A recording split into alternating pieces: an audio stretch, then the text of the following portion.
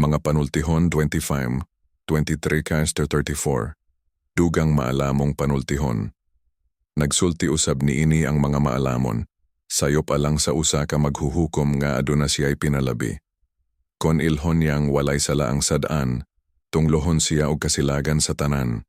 Apan ang mga maghuhukom nga mosilot sa sadaan magmalampuson og daygon sa kadaghanan. Ang matinud-anong tubag sa makaanindot sa halok sa usa ka matuod nga higala. Ayaw paghimog panimalay hangtod nga maandam na ang imong kaumahan ug siguro ka na nga adunay kabuhian. Ayaw pagsaksi batok sa imong isig katawo sa wala lamay maayong katarungan o pagsultig mga butang nga makadaot kaniya. Ayaw pagingon, buhaton ko kaniya ang iyang gibuhat kanako agig bayad sa iyang gibuhat kanako. Nakaagi ako sa kaumahan ug kaparasan sa tawong tapulan ug hungog. Napuno kini sa mga sagbot nga tunokon ug nalukop sa mga gunahon ug nalumpag ang paril nga naglibot ni ini. Gitanaw ko kini ug namalandong ako bahin ni ini ug nakakuha akog pagtulunan nga mao kini.